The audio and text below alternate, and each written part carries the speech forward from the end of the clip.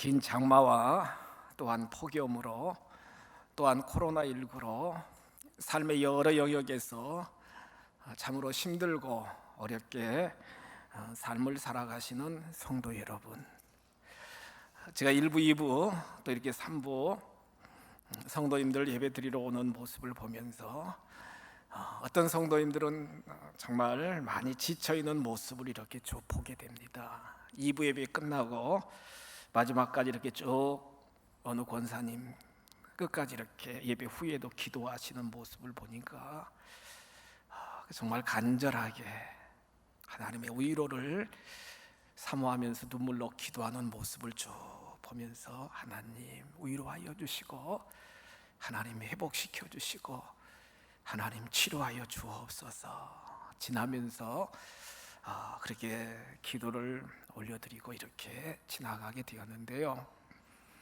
정말 여러분들 많은 수고와 많은 염려와 걱정 속에서 이렇게 쭉 삶을 살아가고 계십니다. 이 시간 예배드리면서 우리 주 예수 그리스도의 은혜와 평강, 위로가 여러분들 심령 속에 충만히 임하시기를 주님의 이름으로 축복합니다. 삶을 살아가면서 우리들에게 진정한 위로가 필요한 시기입니다. 많은 사람들이 우울증에 빠지기도 하고 잠 못 이루는 밤을 지새기도 하고 식사를 해도 소화가 제대로 안 되는 그러한 소화 불량도 경험하면서 살면서 경제적인 위기와 마음의 상처와 심리적인 거리감으로 여러 가지 고난과 고통을 당하고 있습니다. 하나님, 우리 귀한 성도들과 함께 나눌 귀한 말씀을 허락하여 달라고 간구할 때 고린도후서 오늘 1장 3절로 8절 오늘 본문 말씀을 하나님이 감동 주시면서 위로해 주시는 모든 위로의 하나님, 모든 사람들을 위로하여 주시고 모든 상황을 위로하여 주시는 아버지 하나님이시라는 거예요. 지치고 곤고한 삶의 여정 속에서 심리적인 불안과 마음의 상처와 경제적인 여러 가지 위기 속에서 성도 여러분, 내 마음에 진정한 샬롬 평강이 넘치고 내 마음속에 진정한 기쁨의 삶을 살아갈 수 있는 영적 비결이 무엇입니까? 사도 바울은 오늘 고린도후서 1장 3절 이하 기록된 말씀을 통해 심리적인 불안, 염려, 삶의 모든 공고에서 평강을 누릴 수 있는 비결, 첫째로 궁극적 위로자이신 하나님을 의지하라 이렇게 말씀하십니다. 하나님을 의지하라는 거예요. 하나님을 의지하라는 거예요. 3절에 기록된 본문 말씀 보세요. 찬송하리로다.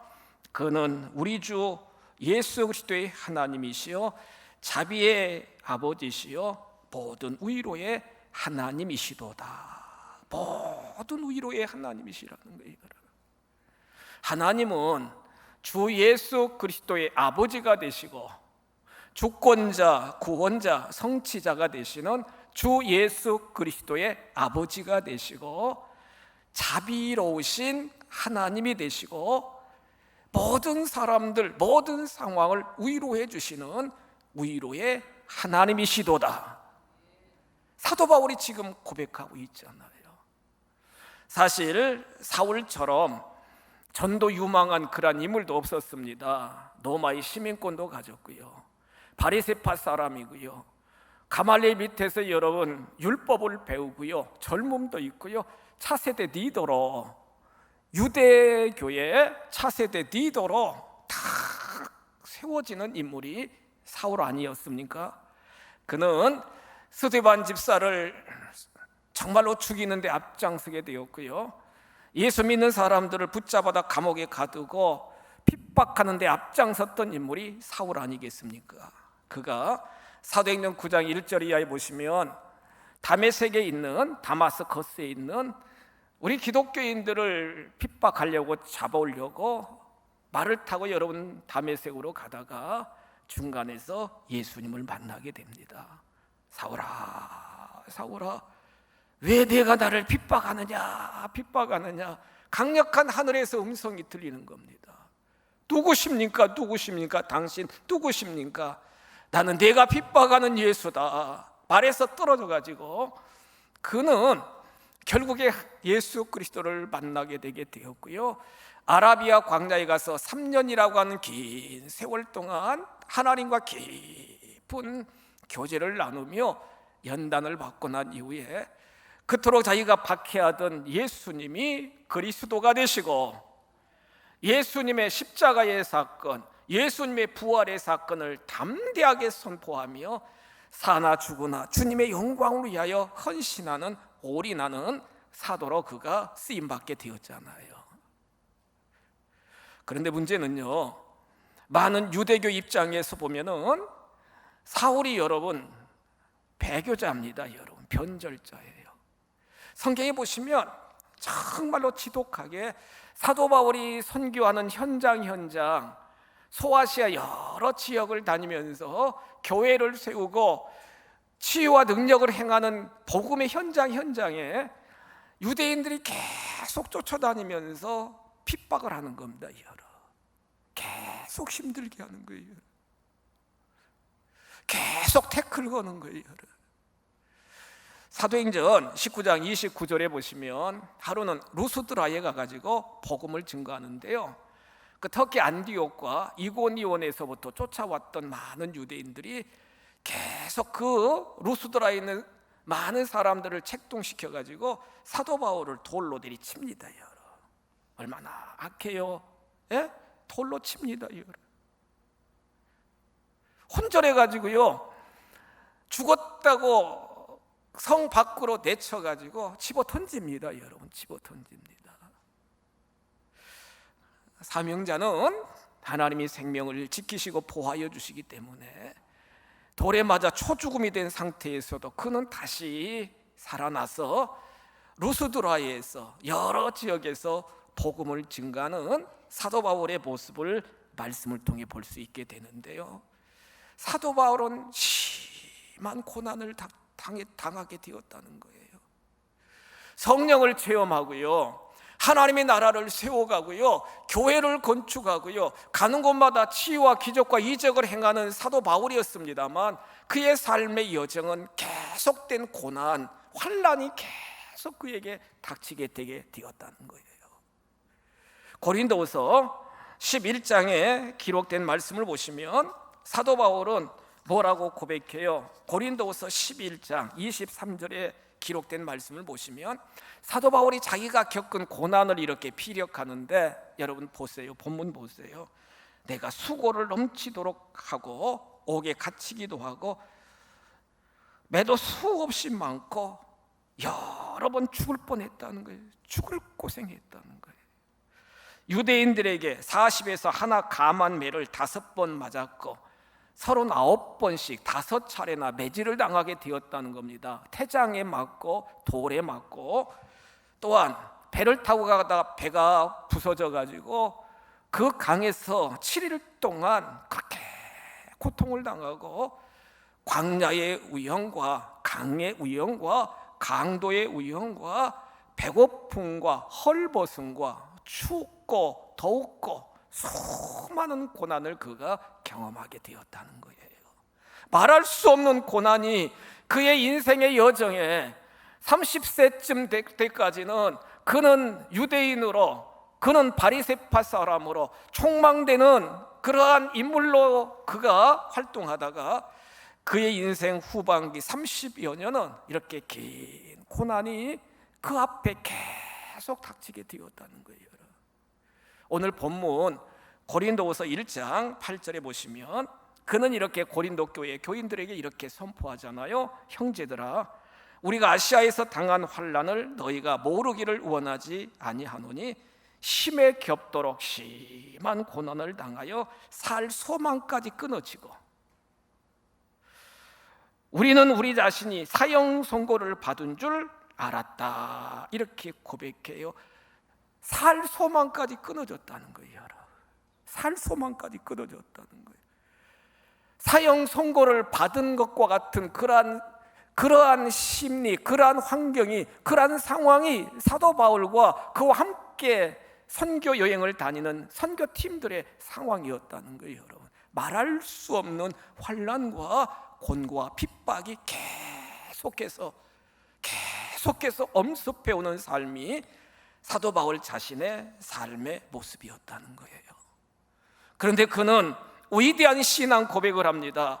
오늘 3절에 기록된 본문 말씀을 보시면 사도 바울은 뭐라고 고백합니까? 찬송하리로다. 죽겠다, 아유 못 살겠다, 내 인생 왜 이렇게 이 모양이냐, 그렇게 탄식하고 절망하는 게 아니라 오히려 하나님을 바라보며 하나님께 찬송하는 거예요. 그러면서 그는 뭐라고 고백해요?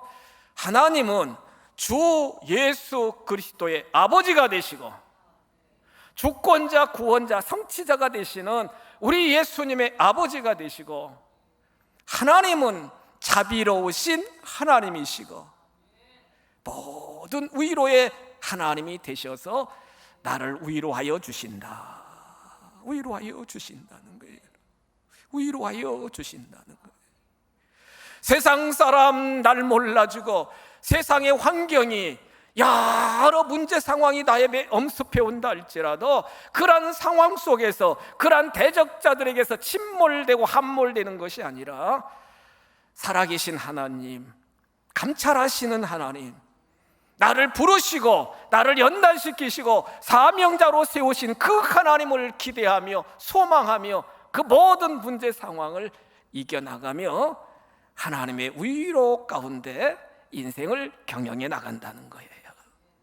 3절에 기록된 여기서 위로라고 하는 단어는 파라클레시스라고 하는 헬라어 원어입니다. 여러분, 이 파라클레시스, 위로라고 하는 원어와 동일한 원어가 뭐냐면 보혜사 성령 파라클레토스와 파라클레시스 같은 어원인데, 여러분, 어떤 상황 속에서도 보혜사 성령은 떠나지 아니하시잖아요. 함께 하시잖아요. 여러분, 파라클레시스라고 하는 이 위로라고 하는 어원을 보시면 사랑하는 자녀들 곁에 늘 함께 계시면서 눈물을 닦아주시고 회복시켜 주시고 하나님의 힘을 공급해 주시는 그러한 놀라운 의미가 파라클레시스라고 하는, 위로라고 하는 어원의 의미라고 할 수 있겠습니다.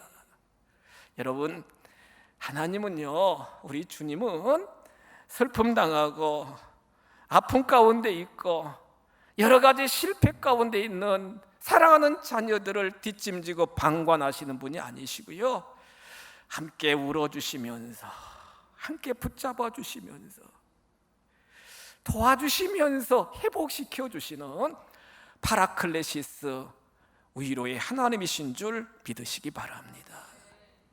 하나님의 위로는 말씀을 통해서 보시면 부자나 가난한 자나 많이 배운 자나 배우지 못한 자나 권력이 있는 자나 없는 자나 남자나 여자나 어떤 누구를 막론하고 남녀노소 빈부귀천을 막론하고 하나님은요, 하나님 앞에 택함받은 믿음의 백성들을 늘 위로하시며 함께 하시며 회복시켜 주시는 아버지 하나님이십니다.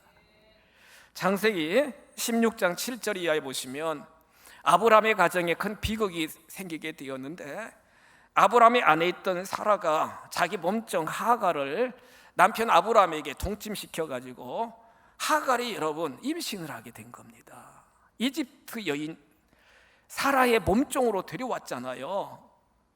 하갈이 임신하게 된 거예요. 그러면서 사라와의 관계성 속에서 여러 불협화음이 생기게 되고 가정이 불화가 생기니까 결국에 아브라함이, 여러분, 사라가 하갈을, 임신한 하갈을 내쫓습니다. 내쫓아요, 여러분. 아니, 저도 그 시내산에서, 여러분, 이스라엘 그 가나안까지 그 출애굽 여정 그 차에서 잠깐 데려가지고 그 광야길을 조금만 걸었는데도 몇 분 안 걸었어도 너무 뜨거워가지고 막 헉헉거려. 도저히 견딜 수가 없어요. 견딜 수가 없어요. 예? 여러분, 어제 날씨가 막 너무 더워가지고 외출하신 분들은 많이 힘드셨을 텐데, 임신한 상태로 이 여인이 쫓겨나가지고 여러분 지금 친정을 향하여, 그 애굽을 향하여 그 광야길을 이렇게 팍 하고 있는데, 그 심정을 한번 생각해 보세요. 아기는 보호해야 되니까 배를 움켜쥐고 덥고 목마르고 배도 고프고, 태중의 아기는 정말로 보호해야 되겠고, 너무 뜨거운 태양빛에서 울면서 이 여인이, 하갈이 가다가 창세기 16장 7절 이하에 보면은 샘물 곁에서 물을 다 마시고 너무너무나 속상해서 울고 있는데, 놀라운 사실은요, 여러분, 여호와의 사자가 딱 이 여인에게 나타나는 거예요. 하갈에게. 하갈아, 하갈아 부릅니다.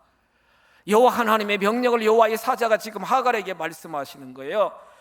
창세기 16장 10절에 보시면, 내가 내 씨를 크게 번성하리라, 그 수가 많아 셀 수가 없게 하리라. 하나님이 하갈을 지금 위로하시면서 아들을 보호하려고 지금 아브람 집을 나와가지고 여러분 친정으로 가고 있는 하갈에게 내 씨가 크게 셀 수 없을 만큼 많아지게 될 것이고 번성하게 될 것이고 정말로 너를 지켜주고 보호해 주리라, 이렇게 하나님이 말씀하시는 거예요. 하갈은 깜짝 놀랐을 거예요. 여러분, 뭐라고 고백하는지 아세요? 11절에, 창세기 16장 11절에 기록된 말씀을 보시면, 네가 임신하였은즉 아들을 낳을 것이다. 이름을 이스마엘이라 하라. 이스마엘 뜻은 뭐냐? 여호와께서 내 고통을 뭐 하셨다고요? 들으셨다. 하갈아, 내 고통을 하나님이 들으셨다는 거예요.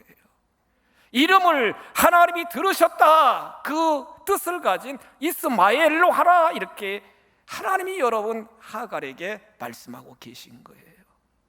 이 여인이 뭐라고 고백합니까? 12절 이하 13절 보시면, 하갈이 자기에게 나타난 여호와의 이름을 나를 살피시는 하나님이시도다. 엘로이 하나님. 같이 한번 고백하실까요? 살피시는 하나님. 아멘. 나를 살피시는 하나님이라는 거예요. 나를 살피시는 하나님이라는 거예요. 엘로이 하나님. 하나님은 창조주 하나님, 하나님은 전능하신 하나님일 뿐만 아니라 택한 백성들을 늘 신음소리를 들으시고 삶의 모든 정황 속에서 함께 하시면서 살피시는, 감찰하시는 엘로이 하나님이시라는 거예요. 결국에 이 여인이요, 가던 길을 돌이켜 아브람 집에 다시 들어가게 되게 되었고, 하나님 말씀대로 아들 이스마엘을 낳게 되고, 결국에 이스마엘도 큰 민족을 이루는 그러한 복을 누리게 되게 되었다는 거예요. 아무리 천한 몸종이었지만, 여종이었지만, 가나안 여인이었, 그 애굽에서 청바로 데리고 온 그러한 여인이었지만, 하나님은요, 그 여인까지도, 그 마음까지도, 그 형편까지도, 그 신음소리, 그 울부짖까지도 다 감찰하시는 아버지 하나님이시라는 거예요. 가양가족 여러분, 성도 여러분, 하나님은요, 우리를 구원해 주시고 그냥 방관하시는 그러한 하나님이 아니시고, 파라클레토스, 보혜사 성령님은 파라클레시스, 늘 위로하여 주시는 놀라우신 주님이심을, 하나님이심을 믿으시기 바랍니다. 열왕기상 19장 4절 이하에 기록된 말씀을 보시면 엘리야 선지자의 말씀이 나오잖아요. 18장에서 갈멜산의 바알 선지자와 아세라 선지자와 함께 참신이 누군가를 대결해서 하나님이 하나님 되심을 증명하게 되게 되었고요. 갈멜산 꼭대기에 올라가서 하나님께 간절히 부르짖으니까 3년 6개월 동안 비가 내리지 않았던, 가뭄이 들었던 그 땅에 하나님이 비를 내려주셔가지고 하나님이 하나님 되심을 확증할 수 있도록 은혜 위에 은혜를 더하여 주셨잖아요. 그런데 아합 왕의 왕비였던 이세벨이 자기가 추종하는 바알 신과 아세라 신을 섬기던 그 제사장들이 여러분 엘리야 선지자에 의해서 처단당했다는 소식을 듣고 군사들을 수색대를 동원해 가지고 엘리야 선지자를 죽이라고 그럽니다. 근데 정말 주의 종들도 여러분 큰 능력을 행할 때도 있지만 이렇게 연약할 때도 정말 많이 있는데 여러분, 방금 전까지 그렇게 큰 능력과 권능을 행하였던 엘리야 선지자지만 이세벨 왕후가 보낸 군사들이 죽이려고 추격해 온다는 소리를 듣고 갈멜산 북쪽에서부터 남쪽으로 도망가는 겁니다. 계속 남쪽으로 도망갑니다. 남쪽으로 도망갑니다. 나중에는 함께 거느리고 있는 사환도 떨어뜨리고 혼자 막 그 광야길을 막 다른 박질해서 도망갑니다.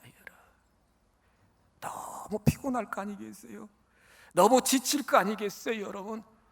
완전히 탈진돼 가지고 노뎀 나무라고 하는 잡풀 거기에 머리를 탁 들어 밀고서는 쓰러져 가지고 하나님 저 죽여 주십시오. 죽겠습니다. 완전히 쓰러집니다, 여러분.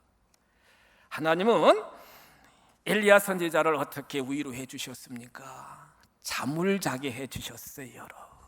피곤한 육체 잠을 자게 했다고요, 여러분. 여러분들도 하루 종일 사역하시고 일하시고 지친 몸 다 꿀잠을 단잠을 주무시면은 그 다음 날 여러분 아주 거뜬하게 이제 몸이 회복될 수 있는데 엘리야 선지자가 잠을 잘 수 있도록 하나님이 해주셨다고요. 그러시더니 하나님께서 여호와의 사자를 보내 가지고 엘리야 선지자를 만져주시는 거예요, 여러분. 어루만져주시는 거예요. 예? 우리 귀한 엄마 된 여러분들이, 아버지 된 여러분들이 지친 자녀들을 품에 딱 안고 아이고 내 새끼 얼마나 힘들어 막 스킨십 해주면 정말 힘을 얻듯이 하나님이 여러분 만져주시는 거예요. 온몸을 스킨십 해주는 거예요. 엘리야 선지자가 눈을 딱 뜨니까요 이렇게 세우시더니 시원한 물을 마시도록 하여 주시고 그 다음에 떡을, 배고플 거 아니겠어요? 떡을 먹도록 또 다 하나님이 준비하셔서 떡을 먹도록 하여 주시고 다시 잠들게 하고 난 이후에 다시 깨워서 여러분 물과 떡을 먹게 하여 주시고 새 힘을 공급하여 40주야를 신의 산을 향해 이집트 다른 박질하여도 지치지 않도록 하나님이 위로하여 주시고 회복시켜 주셨다는 거예요. 다시 한번 사명자로 회복시켜 주시고 더군다나 함께 동역할 수 있는 동역자 엘리사를 붙여주셔서 정말 암울한 시대에 하나님의 나라를 확장시키는 하나님의 뜻을 이루는 위대한 사명자로 하나님이 역사하여 주셨다는 거예요. 여러분들 힘들고 여러분들 지치고 여러분들 공고하고 삶의 여러 가지 어려움 가운데 계신 분들 계실 것입니다. 그렇잖아요, 여러분.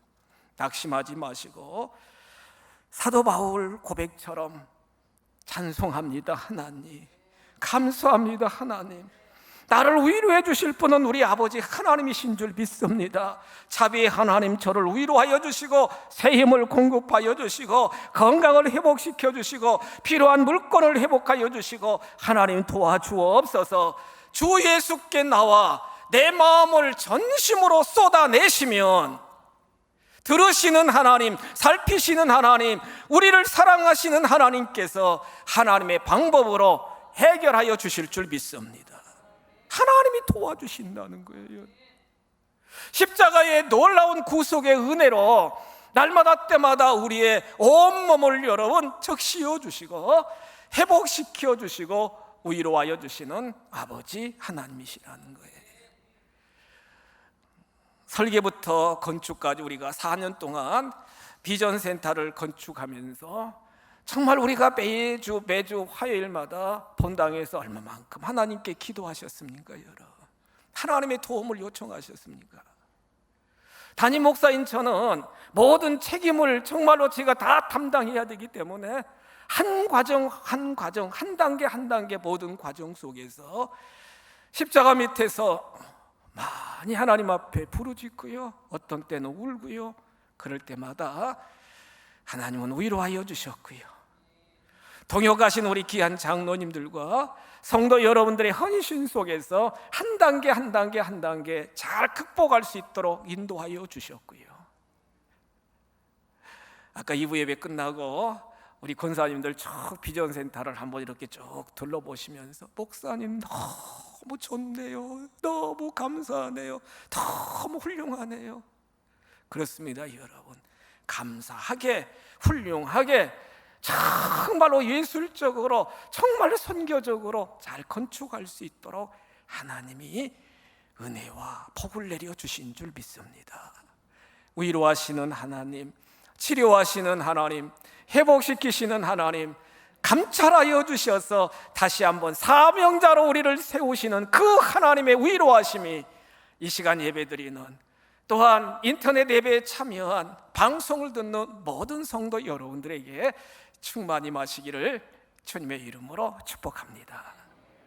그러면서 오늘 두 번째로 사도 바울은요, 여러분, 마음의 평강과 마음의 위로를 우리가 경험한 모든 성도들은 두 번째로 중요한 건 삶의 실천이 중요한데, 고난당하는 자들을 위로해 주는 위로자가 되라, 이렇게 말씀하시는 거예요. 여러분, 위로자가 되라, 이렇게 말씀하시는 거예요.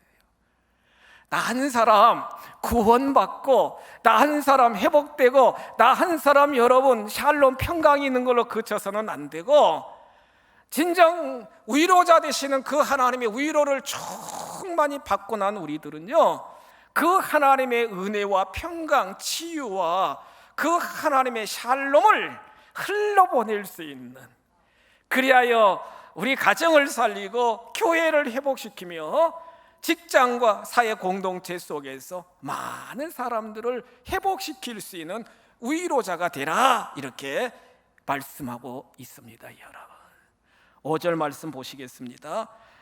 고린도후서 1장 4절에 보시면, 능히 우리의 모든 환난 중에서 우리를 위로하사 우리로 하여금 하나님께 받은 위로로서 모든 환난 중에 있는 자들을 능히 위로하게 하시는 이시로다.